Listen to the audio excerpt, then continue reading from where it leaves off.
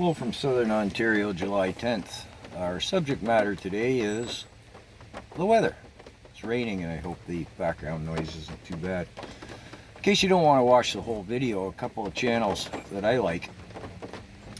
The Heartland Institute, the CDN, that's the Climate Discussion Nexus, and recently I just discovered PragerU, capital U, Prager, capital U again, where it seems an individual comes on and does a monologue on their area of expertise as regards the stuff that makes it rain. So let's move into this anyways. We saw in 2021, the psych department of the evil oligarchs, the devils and dabbles, whatever you want to call them. I think they discovered the tactic of fear worked far better than they'd even imagined. I can remember I'd go into town, into a Greasy Spoon in my little hometown, and sit just, appalled to watch the people embrace the fear. I mean, not only did they willingly accept it, they embraced it with a zealous fervor. Oh, look, the county numbers went up. Oh, so did the provinces. Yeah, did you see that the country's numbers went up? You know, I was sitting there watching this going, do you not question any of this? Like, any of it? You just, not only do you accept it, again, you embrace it. You welcome it. I should say they, not you. Sorry. Now, coming back to what we have happening outside here, and related, political science. Here in Canada, our Liberal Party members, Trudeau and his WEF minions, you ask them about anything, and they go on about the change and the crisis. All right? Doesn't matter what the subject matter is, they start and finish with, yeah, things are boiling. But when we go back to sites like the ones I mentioned earlier, and I'll say just the people of science who aren't politically motivated, and they're not the mainstream media because fear sells. We need to break that down any further, I don't think. They say, well, okay, the political science is saying that this, that, and the other things are all increasing, every one of them, and it's all bad increases.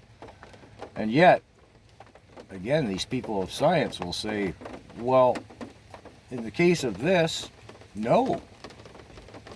And in the case of that, no. The numbers aren't increasing. Where do you get your political science numbers from? Because, and they'll bring up charts and graphs, and whether it spans a decade, 2 decades, or 100 years, or however long they've been keeping data, no.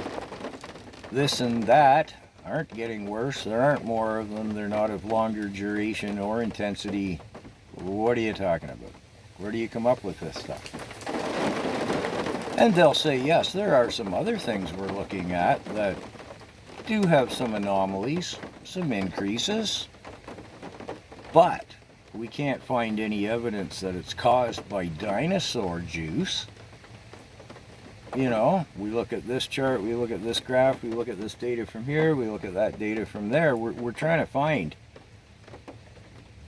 if your political science is valid or not, and what we're finding is inconclusive, vague, unsettled, and basically unprovable as to your political science.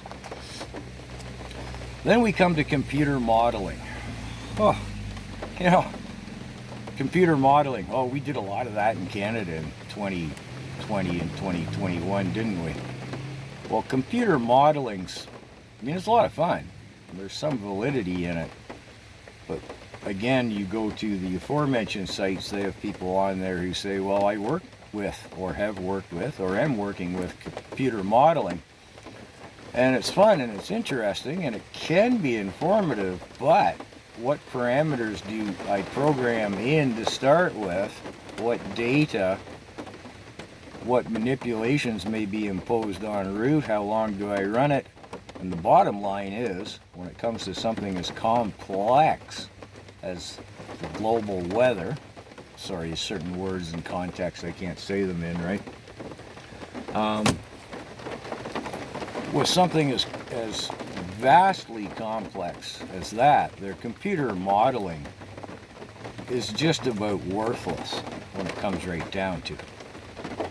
So anyways, the Heartland Institute, the CDN, the Climate Discussion Nexus, and PragerU, because last data I saw, statistics, 80% of Canadians polled believe in the political science to some extent. Let me know what you think in the comments.